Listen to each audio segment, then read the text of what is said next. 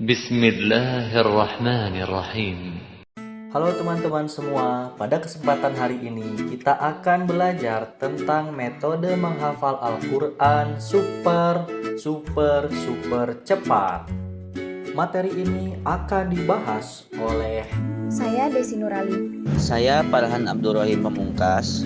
dan oleh saya Egi Eka Pribadianto. Kayaknya ada yang kelewat deh. Oh, Dandi Bima Sakti.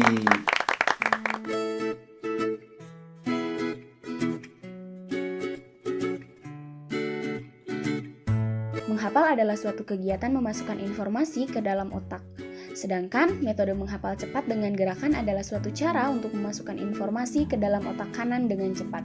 Menurut Roger Sperry, otak manusia yang digunakan untuk berpikir dibagi menjadi dua belahan. Yang pertama ada otak kanan dan yang kedua ada otak kiri.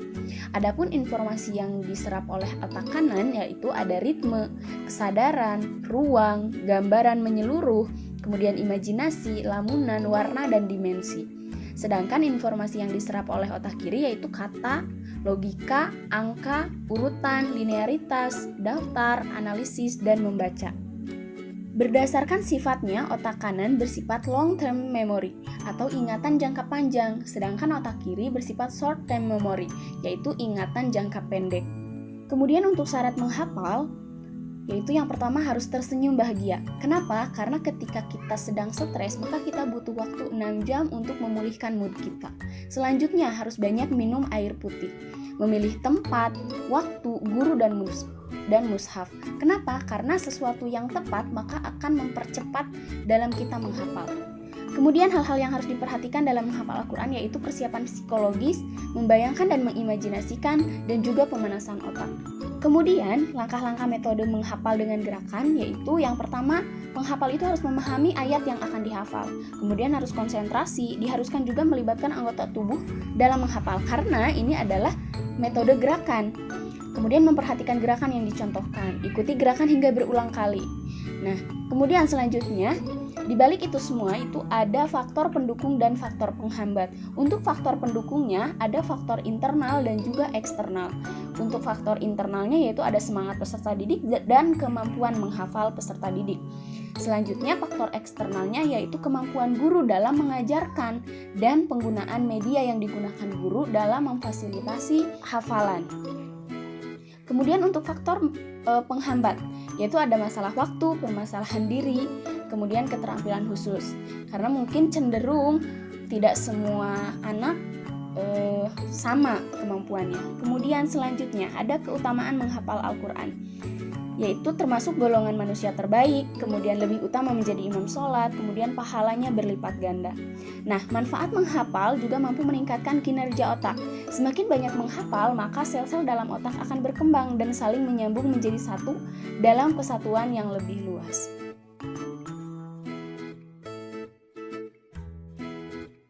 Di sini ada 3 metode cara menghafal Al-Quran.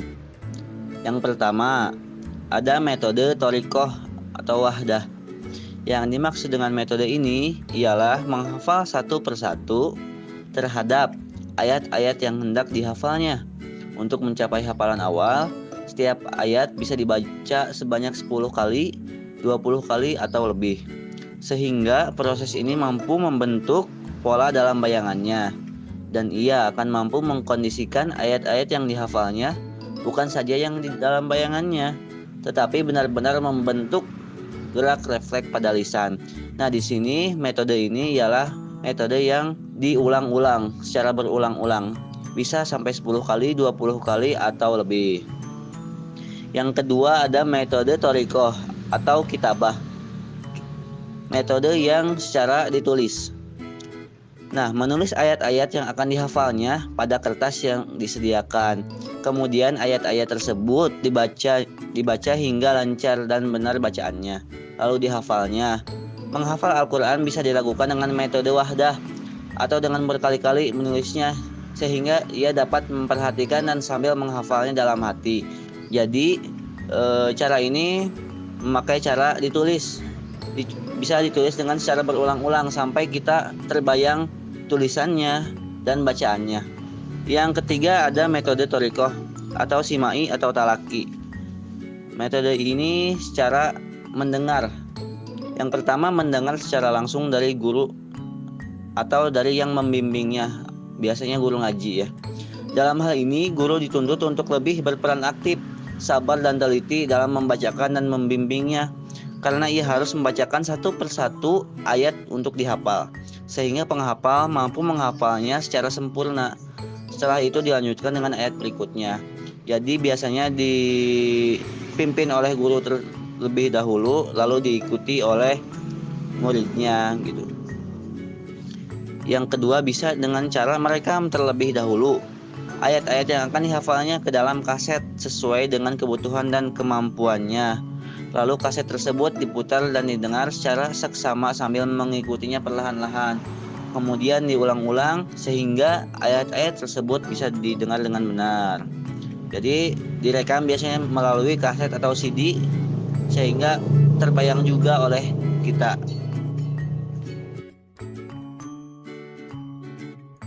Metode Turki Utsmani merupakan metode menghafal Al-Quran yang telah digunakan lebih dari 600 tahun.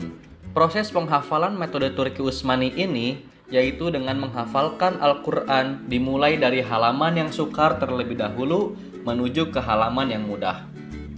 Sebelum menghafal, terdapat syarat untuk memudahkan penghafal menggunakan metode ini, yaitu yang pertama, Al-Quran yang digunakan adalah Al-Quran yang memiliki standar cetak Utsmani, yaitu 1 juz terdiri dari 20 halaman dan 1 halaman terdiri dari 15 baris, serta disarankan menggunakan Al-Quran terjemah perkata. Yang kedua, sebelum memulai menghafal, seseorang harus sudah memiliki bacaan Al-Quran yang baik. Dan yang ketiga, memperhatikan adab-adab mempelajari Al-Quran. Terdapat 3 istilah dalam metode Turki Utsmani ini, yaitu putaran, halaman baru, dan halaman lama. Menghafal dengan metode ini dimulai dari halaman ke-20 dari juz 1. Setelah itu, lanjut ke halaman 20 dari juz 2. Kemudian halaman ke-20 juz 3 dan seterusnya. Jika halaman ke-20 dari setiap juz tersebut sudah dihafalkan, maka itu disebut sebagai putaran pertama. Ketika halaman ke-20 dari setiap juz sudah selesai dihafal dan mulai menghafal halaman 19 dari setiap juz, maka halaman ke-19 yang akan dihafal disebut sebagai halaman baru, dan halaman yang ke-20 yang sudah dihafal tadi disebut sebagai halaman lama. Begitulah seterusnya. Untuk mengaplikasikan metode Turki Utsmani ini, yang harus dilakukan diantaranya pertama adalah menghatamkan Al-Quran terlebih dahulu dalam waktu kurang dari 7 hari dengan tujuan untuk melemaskan gerakan mulut atau rahang serta melancarkan bacaan Al-Quran. Yang kedua, menghafalkan surat Al-Baqarah terlebih dahulu secara mutqin. Mengapa surat Al-Baqarah? Karena 50% lebih seluruh kosakata dalam Al-Quran terdapat dalam Quran surat Al-Baqarah, sehingga ketika menghafal surat lain maka sudah tidak asing lagi dengan kosakata yang muncul. Ketiga, memulai hafalan di lembar akhir setiap juz sebagaimana yang sudah dijelaskan tadi. Dan yang keempat, jika halaman demi halaman sudah dihafalkan hingga 30 juz, maka proses terakhir adalah murojaah dari surat pertama hingga akhir.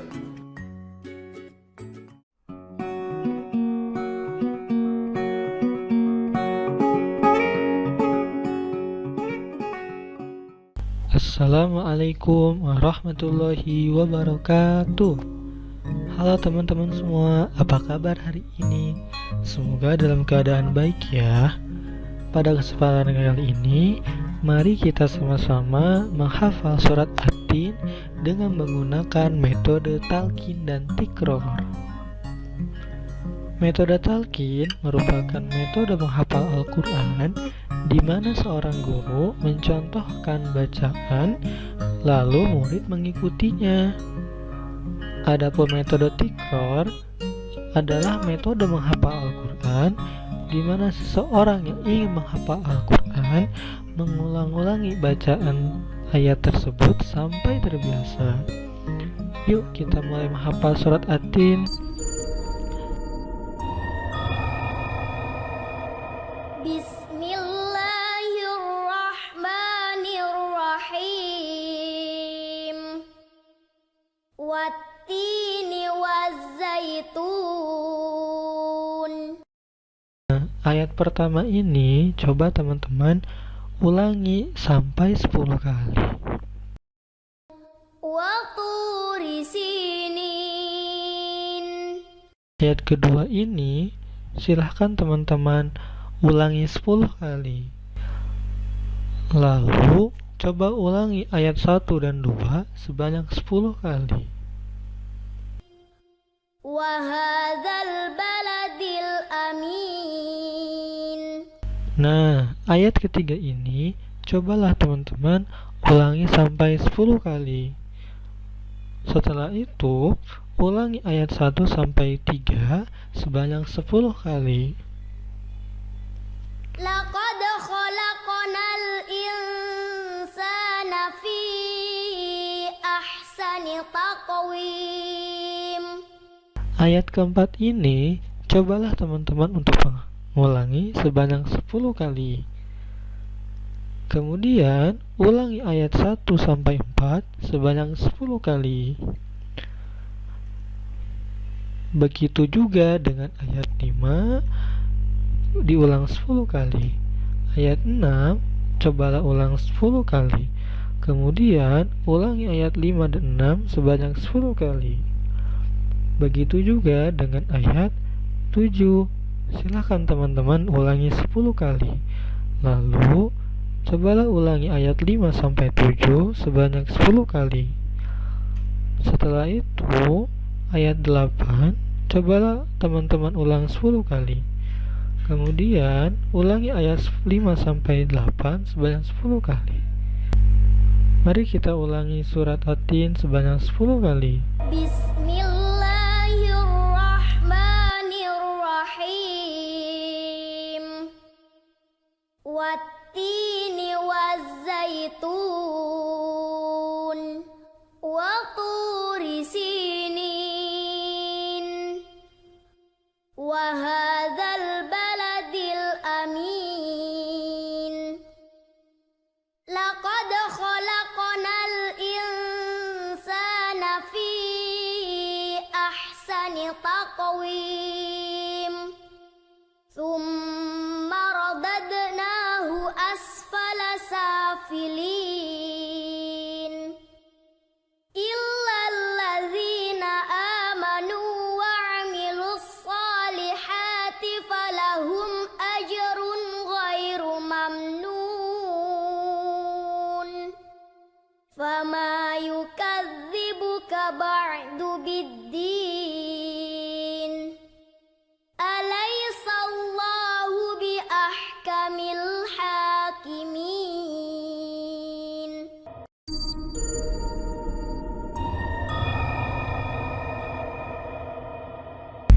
Nah, itu dia teman-teman cara menghafal Al-Quran dengan metode talqin dan tikror. Semoga video ini bisa bermanfaat ya. Assalamualaikum warahmatullahi wabarakatuh.